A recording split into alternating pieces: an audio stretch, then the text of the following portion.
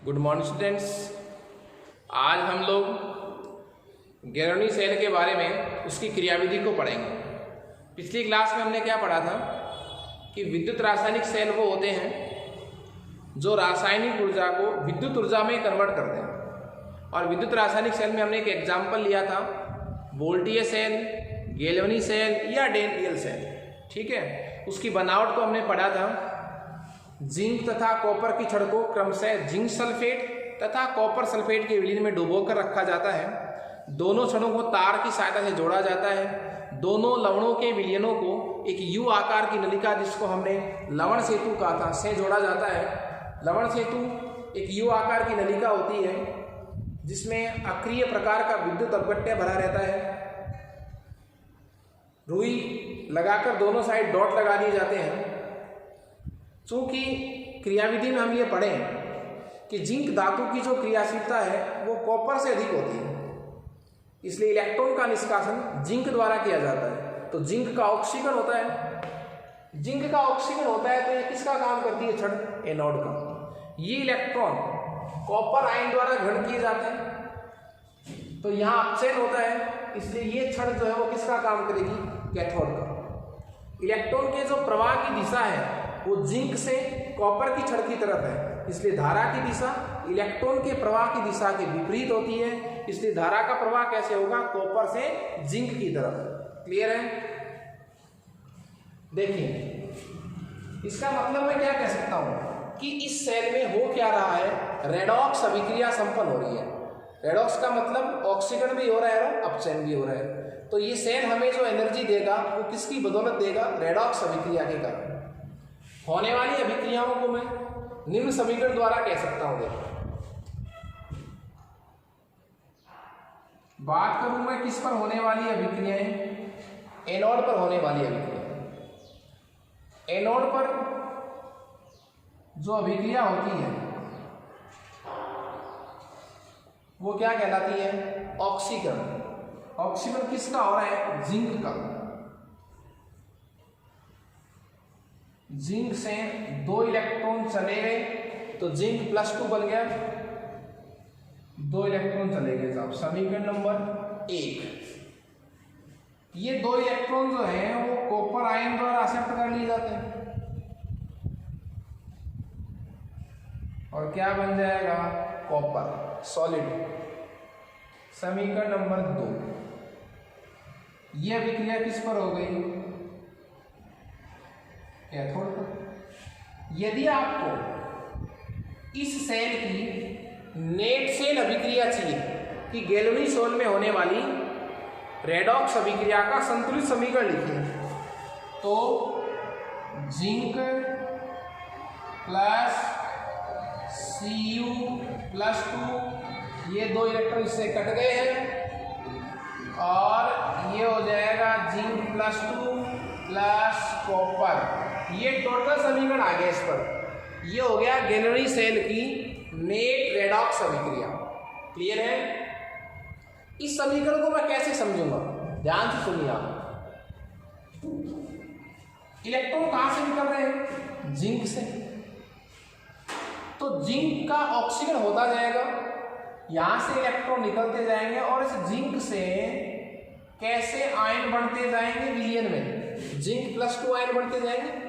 मेरी बात आप गौर से सुनिए। इस छड़ का ऑक्सीकरण हो रहा है, मतलब जिंक का ऑक्सीकरण हो रहा है। जिंक से इलेक्ट्रॉन निकलते जाएंगे तो जिंक +2 बनेगा। वो जिंक +2 किस में आ जाएगा?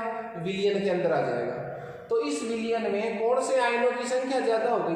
जिंक +2 आयनों की संख्या ज्यादा होगी। सल्फेट आयनों की संख्या क्या होगी? कम। ऐसी स्थिति में यू नलिका, जिसको मैंने लवण सेतु बोला है, लवण सेतु में भी विद्युत अपघट्य पड़ा है, जैसे पोटेशियम + NO3-। तो इसमें जब Zn+2 आयनों की सांद्रता ज्यादा हो गई, ऐसी स्थिति में लवण सेतु का कौन सा आयन? नाइट्रेट आयन इस तरफ आएगा, इसकी विद्युत उदासीनता को बनाए रखेगा। क्लियर है? तो ये छड़ क्या होती जाएगी? धीरे धीरे पतली। क्यों? इसमें से जिंक रिस कर विलयन में आता जाएगा +2 के रूप में। देखिए, 2 इलेक्ट्रॉन इधर एक्सेप्ट हो रहे हैं। वो कैसे एक्सेप्ट हो रहे हैं? आपको पता है ये छड़ किसकी है? कॉपर की। इसके अंदर सॉल्यूशन किसका है? कॉपर सल्फेट का। कॉपर सल्फेट में कौन से आयन पड़े हैं? Cu+2 पड़े। ये 2 इलेक्ट्रॉन जो जिंक ने त्यागे थे वो इस कॉपर की छड़ द्वारा एक्सेप्ट नहीं होते हैं, उनको कौन ग्रहण करता है? उनको ग्रहण करता है इस विलियन में पड़ा हुआ कौन सा आयन? Copper+2 ion. तो विलियन में पड़ा हुआ Copper+2 आयन 2 इलेक्ट्रॉन को एक्सेप्ट करता जाएगा इसकी तरह, और किस में चेंज होता जाएगा? पदार्थ में, और इस पर जमता जाएगा, एकत्रित होता जाएगा। Copper+2 आयन इलेक्ट्रॉन एक्सेप्ट करके कॉपर में चेंज हो रहा है, तो इस सॉल्यूशन में कौन से आयनों की संख्या ज्यादा हो जाएगी? सल्फेट आयनों की संख्या, क्योंकि कॉपर तो जा रहे छड़ पर, सल्फेट आयनों की संख्या ज्यादा होगी, माइनस है वो। तो इस विद्युत नलिका जिसको मैं लवण सेतु कह रहा हूं, इसमें से कौन से आयन आते जाएंगे? पॉजिटिव आयन इस विलियन के अंदर आएंगे, इसकी विद्युत उदासीनता को बनाए रखेंगे। तो इस लवण सेतु में पड़े हुए विद्युत अपघट्य का मुख्य कार्य क्या हो गया? इस लवण सेतु का मुख्य कार्य ये है कि दोनों विलियनों की विद्युत उदासीनता को बनाए रखता है। कब? जब ऑक्सीजन होता है और जब क्या होता है? अपचयन होता है। तो ये इसकी क्रियाविधि थी, नेट सेल अभिक्रिया है। मैं इस टॉपिक को आपको एक और तरीके से भी बता सकता हूं। देखिए, हम इसको वापस से रिवाइज कर रहे हैं। मैं ये 2 समीकरण एनोड वाली और कैथोड वाली आपको वापस से रिवाइज कर रहा हूं कि मतलब क्या है इन अभिक्रियाओं का। जिंक 2 इलेक्ट्रॉन त्याग रहा है, तो जिंक से छड़ से जिंक 2 इलेक्ट्रॉन त्यागेगा, इस विलियन में चला जाएगा, किस रूप में? Zinc+2 के रूप में। तो इस विलियन में कौन से आयन ज्यादा हो गए? Zinc+2। इनको कैंसिल करना है, उदासीन करना है, तो लवण सेतु से ऋणायन आएंगे इसके अंदर, इसको विद्युत रूप से उदासीन कर देंगे। आयनों की सांद्रता कम ज्यादा हो सकती है, पर आवेश कैंसिल कर देंगे, 0 हो जाएगा। वो 2 इलेक्ट्रॉन इधर आएंगे, इस विलियन में पड़े हुए जो Copper+2 आयन है, इन Copper+2 आयनों को इलेक्ट्रॉन मिलेंगे, ये कॉपर में चेंज होंगे, इस छड़ पर जमा हो जाएगा, कॉपर की छड़ मोटी होती जाएगी। इस विलियन में सल्फेट आयन ज्यादा होंगे जो ऋणात्मक होते हैं, इनको उदासीन करने के लिए लवण सेतु में से पोटेशियम आयन आएंगे, इसको विद्युत रूप से उदासीन कर देंगे। क्लियर है? तो ये समीकरण 2 थी। 11वीं सेल में होने वाली एनोड तथा कैथोड पर इलेक्ट्रोड अभिक्रियाएं हमने पढ़ी। देखिए,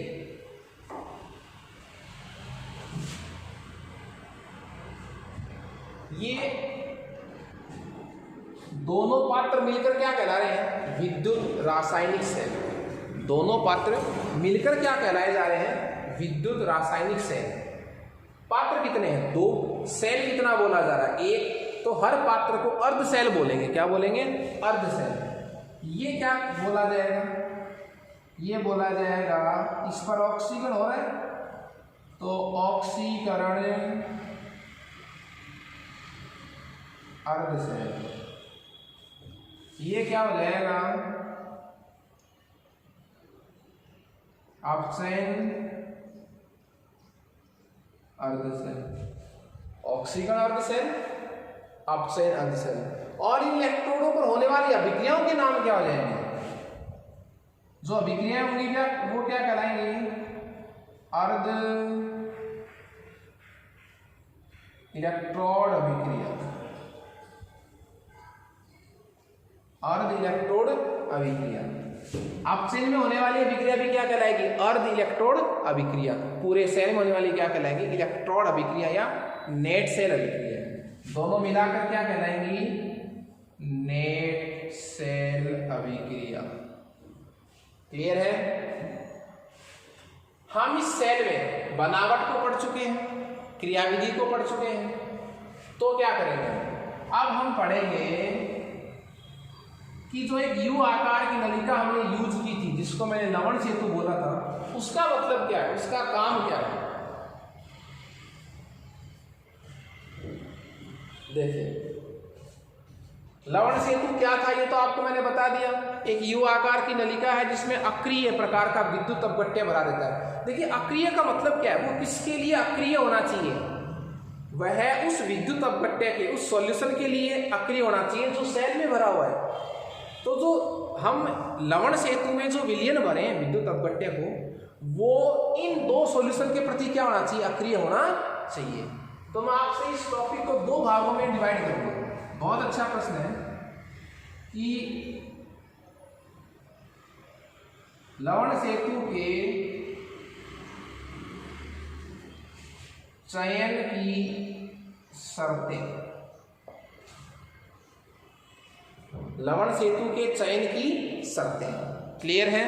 मतलब क्या हुआ, लवण सेतु के चयन का मतलब ये नहीं आप यू आकार की नलिका को कैसे चयन कर रहे हैं, उसका मतलब क्या है, इस यू आकार की नलिका में जो आप सॉल्यूशन भर रहे हो वो कैसा होना चाहिए।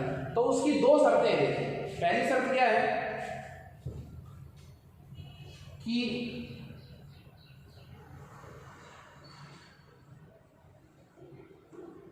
विद्युत अपघट्य पदार्थ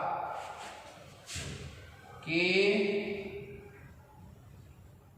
आयनों की गति एक समान होनी चाहिए। विद्युत अपघट्य पदार्थ के आयनों की गति एक समान होनी चाहिए। कौन से विद्युत अपघट्य पदार्थ की? जो यू नलिका में भरा हुआ है। गति का मतलब क्या हुआ, जब इस सॉल्यूशन में जिंक +2 आयन ज्यादा हो जाए उसको कैंसिल करने के लिए नाइट्रेट आयन को आना है, तो नाइट्रेट आयन का इस विलयन में आने की गति, उधर पोटेशियम आयन आने की गति, दोनों की क्या होनी चाहिए, एक समान होनी चाहिए। तो पोटेशियम प्लस और नाइट्रेट माइनस, मतलब धनायन और ऋणायन के आयनों की गति कहाँ जाने की, सॉल्यूशन के अंदर जाने की, क्या करने की, उनको उदासीन करने की जो गति है वो एक समान होनी चाहिए। दूसरी जो शर्त है कि ये जो विद्युत अपघट्य पदार्थ है जो हम किसमें ले रहे हैं, किसमें ले रहे हैं हम, यू नलिका में, ये सेल के विद्युत अपघट्य पदार्थ से क्रिया नहीं करना चाहिए। इसमें जो सॉल्यूशन ले रहे हैं ना वो इन सॉल्यूशन से कोई रिएक्शन नहीं करे। क्लियर है? क्रिया तो कब क्यों आएगा, जब क्रिया तो हो ही सकती है, जब ये नाइट्रेट आयन इसके अंदर आए तो नाइट्रेट की सॉल्यूशन से कोई क्रिया नहीं करे। तो जो विद्युत अपघट्य पदार्थ हम इस यू नलिका में ले रहे हैं उसकी दो खास बातें होनी चाहिए। एक तो उसके आयनों की विलयन में आने की जो गति है वो एक समान होनी चाहिए, और वो सेल के दोनों पात्रों के सॉल्यूशन से कोई क्रिया नहीं करना चाहिए। ये तो थी चयन की शर्तें, कैसा पदार्थ लें पर। दूसरा टॉपिक हमारा जो है वो है कि लवण सेतु के कार्य क्या है। लवण सेतु के कार्य क्या है?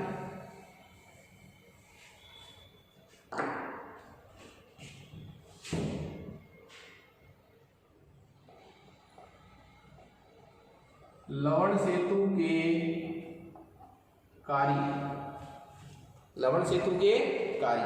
पहला कार्य देखिए, मैंने आपको बताया था ये +2 है, जिंक +2 आयन है।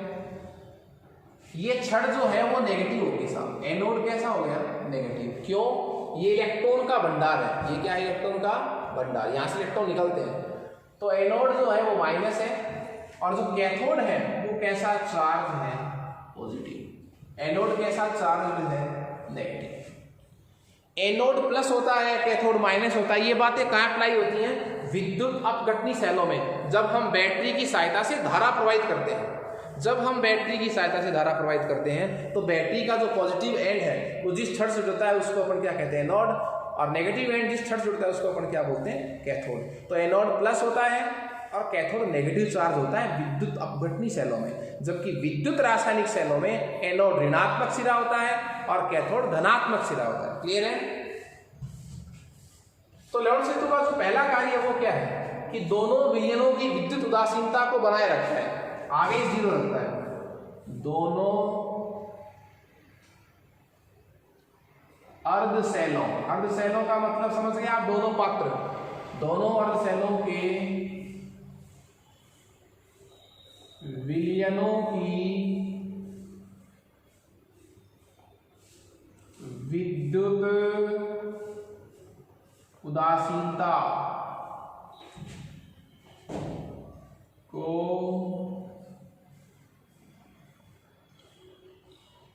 बनाए रखता है। दोनों अर्धसेलों के विलयनों की विद्युत उदासीनता को बनाए रखता है। दूसरा कार्य क्या है कि जो आयन अब आए ऑक्सीजन अपचयन से इन दोनों सॉल्यूशन में आयन बन गए। इसमें ज्यादा आयन कौन से हो गए, जिंक +2, इसमें ज्यादा कौन से आयन हो गए, सल्फेट। इन आयनों को इन छड़ों पर जमने से रोकता है, क्योंकि देखिए ये छड़ कैसी चार्ज है, नेगेटिव चार्ज है, ये छड़ नेगेटिव चार्ज है। आयन कौन से ज्यादा पड़े इसके अंदर, जिंक +2, तो +2 आयन नेगेटिव छड़ पर क्या हो सकते हैं, अवक्षेपित हो सकते हैं। इसलिए इन विपरीत आवेशित आयनों को इन छड़ों पर अवक्षेपित होने से रोकता है। कैसे रोकेगा, इसके खुद के आयन अंदर आ जाएंगे, इसको जीरो कर देंगे, तो इस पर अवक्षेपित नहीं होंगे। तो देखिए आयनों को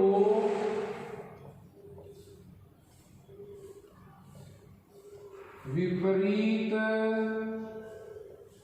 आवेशित इलेक्ट्रोड पर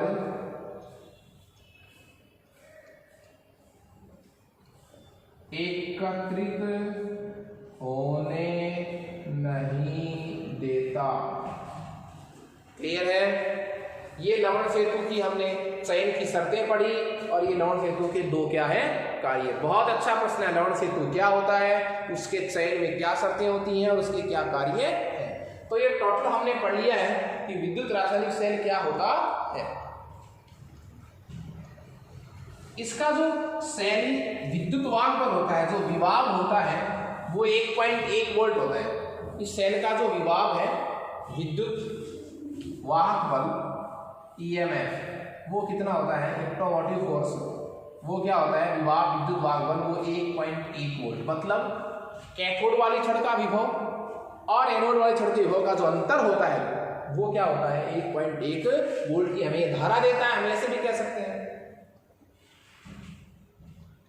अब हम एक अंतर पढ़ेंगे कि विद्युत अपघटनी सेलों में और विद्युत रासायनिक सेलों में क्या मेजर डिफरेंस होते हैं। विद्युत रासायनिक सेल का डायग्राम हमारे सामने बना हुआ है। विद्युत अपघटनी सेल का डायग्राम मैं छोटा सा आपके सामने बना देता हूं। उसका एग्जाम्पल पढ़ा था हमने, दो छड़ ली थी, इसमें ये प्लेटिनम की छड़ है, इनको किससे जोड़ा था आपने, बैटरी से जोड़ा था। ये NaCl का जलीय विलयन है और ये प्लेटिनम की छड़ है, बैटरी की सहायता से आपने धारा को प्रोवाइड किया था। ये इसमें एनोड है, ये इसमें कैथोड है। ये डायग्राम पढ़ा था हमने विद्युत अपघटनी सेलों में और ये विद्युत रासायनिक सेल। अब अंतर क्या देखें, पहला तो एक ही बातों में अंतर है। विद्युत रासायनिक सेल जो है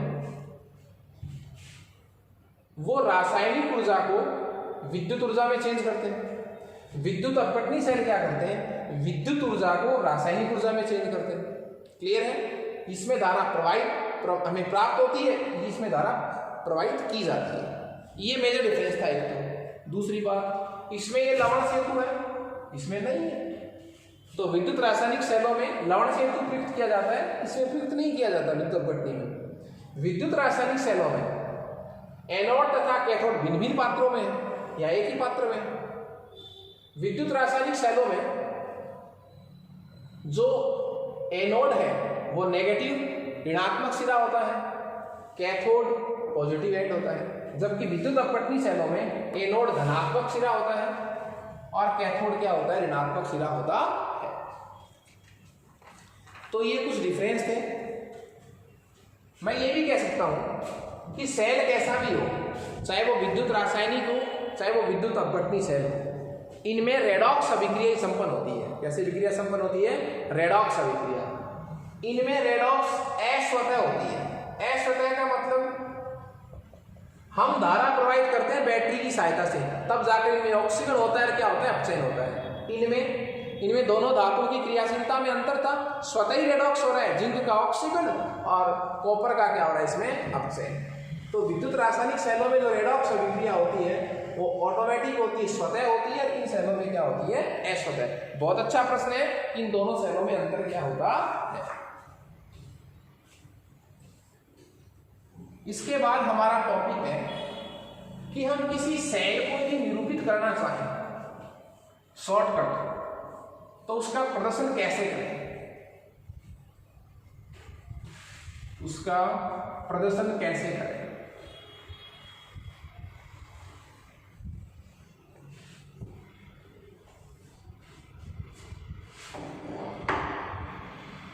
देखिए, जो हमारा नेक्स्ट टॉपिक है वो है सेल का प्रदर्शन, ऑब्लिक में क्या कह सकता हूं, सेल सूत्र, सेल का प्रदर्शन या फिर क्या कह सकता हूं सेल का सूत्र। देखिए, हमने किसी सेल को जब हम लिखते हैं तो उसमें डायग्राम बनाते हैं, पूरा लिखना पड़ता है हमें, इसमें सेल में क्या एनोड था, क्या कैथोड था, क्या विद्युत अपघट्य था। यदि हम सेल को सूक्ष्म तरीके से कैसे लिखें, उसमें भाग लेने वाली एनोड की छड़, कैथोड की छड़, विद्युत अपघट्य पदार्थ क्या है, कौन एनोड है, कौन कैथोड है, इसकी जानकारी जब हम प्रतीकों के हिसाब से लिखते हैं तो एक सेल का प्रदर्शन बन जाता है, सेल का सूत्र बन जाता है। उसको व्यक्त करने के कुछ नियम हैं कि आप किसी भी सेल का जब सेल सूत्र लिखें, सेल का उसका प्रदर्शन करें एक संक्षिप्त लाइन में, तो उसके लिए कुछ रूल फॉलो करने पड़ते हैं। और वो रूल्स क्या हैं वो देखिए आप। सेल सूत्र की परिभाषा लिखूं तो क्या लिखूंगा, किसी सेल में पड़े हुए एनोड कैथोड मतलब ऑक्सीकारक अपचायक उनकी सांद्रताओं को संक्षिप्त रूप से व्यक्त करने को अपन क्या बोलेंगे, सेल सूत्र बोलेंगे। और उसके लिए क्या तरीका अपनाएंगे, देखिए जब भी सेल सूत्र लिखते हैं, फर्स्ट रूल क्या है, जब भी सेल सूत्र लिखते हैं तो छड़ों को सिरों पर और अपन जो यूज कर रहे हैं विद्युत अपघट्य पदार्थ उनको कहाँ लिखते हैं, मध्य में। एनोड को हम बाईं तरफ लिखते हैं और कैथोड को कहाँ लिखते हैं, दाईं तरफ। सेल में जो एनोड होता है उसको बाईं तरफ लिखते हैं, कैथोड जो होता है उसको दाईं तरफ लिखते हैं। एनोड तथा कैथोड में प्रयुक्त होने वाली छड़ों को हम सिरों पर लिखते हैं। एनोड लिखेंगे तो इस तरफ लिखेंगे छड़, कैथोड लिखेंगे तो उसकी छड़ को इधर लिखेंगे। और जो विद्युत अपघट्य अपन यूज करते हैं दोनों पात्रों में, उनको कहाँ लिखेंगे अपन, मध्य में। क्लियर है। तो एनोड को बाईं ओर लिखा जाता है, कैथोड को दाईं ओर लिखा जाता है। जब भी आप एनोड को लिखेंगे, एनोड को लिखेंगे तो पहले धातु और फिर धातु आएंगे, पहले धातु तथा फिर धातु आयन। जब कैथोड लिखते हैं तो पहले आयन्स के लिए लिखते हैं, पहले धातु आयन को लिखा जाता है और फिर किसको लिखा जाता है, धातु को। क्लियर है। लवण सेतु को हम कैसे रिप्रेजेंट करेंगे, लवण सेतु के लिए, लवण सेतु को एनोड और कैथोड के मध्य में लिखा जाता है। उसके लिए दो ऊर्ध्वाधर रेखाएं खींची जाती हैं, इसको व्यक्त करने के लिए, लवण सेतु को व्यक्त करने के लिए। धातु व धातु आयन के मध्य में एक ऊर्ध्वाधर रेखा खींची जाती है, चाहे वो एनोड हो और चाहे वो कैथोड हो।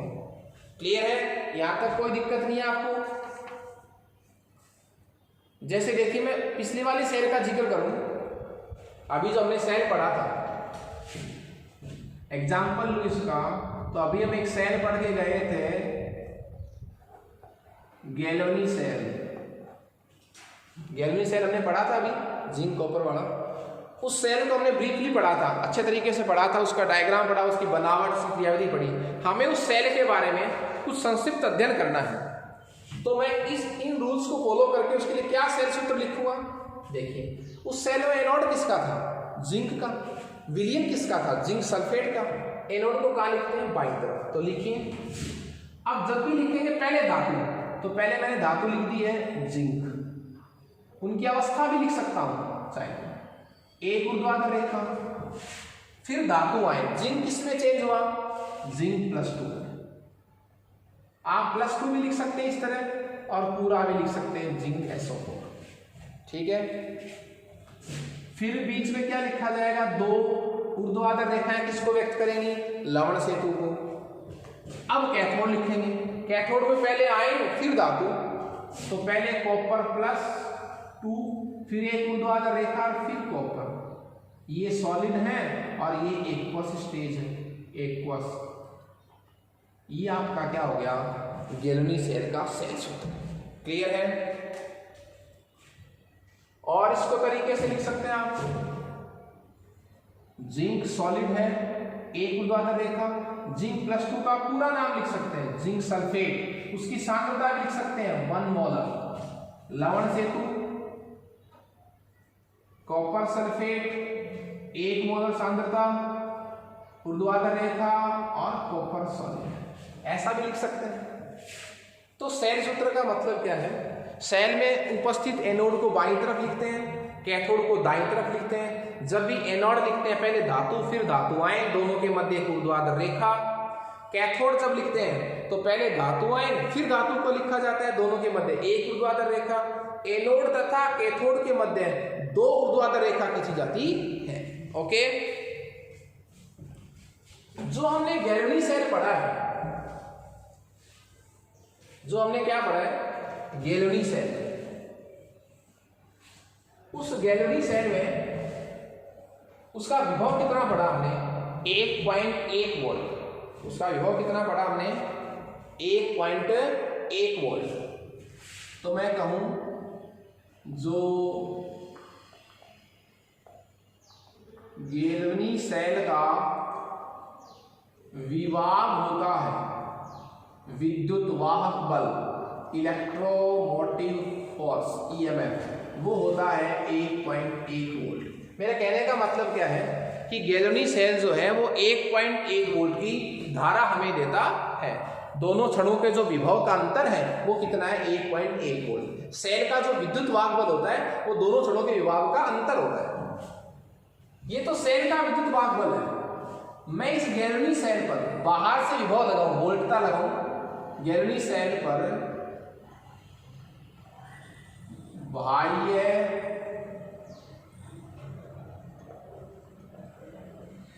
विभव का प्रभाव, गैलोनी सेल पर किसका प्रभाव, बाह्य विभव का प्रभाव।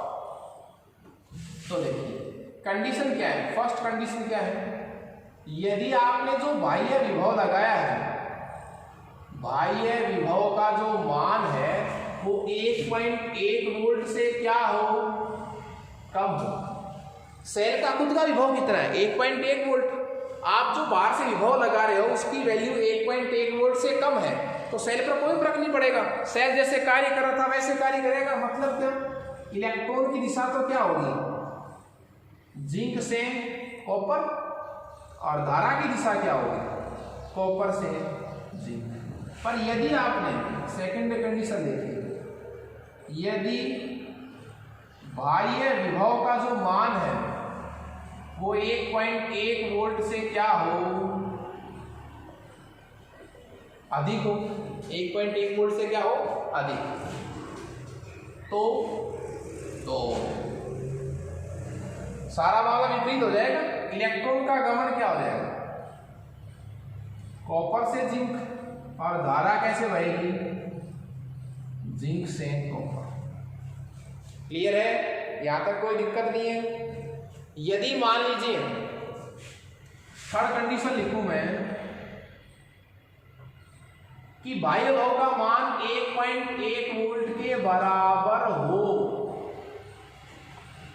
बाह्य विभव का मान क्या हो, 1.1 वोल्ट के क्या हो, बराबर हो, तो क्या होगा, बराबर होगा तो आंतरिक विभव जो है सेल का वो बाहर वाले से कैंसिल हो जाएगा, न तो इलेक्ट्रॉन गमन करेंगे और न ही क्या प्रवाहित होगी, धारा। क्लियर है।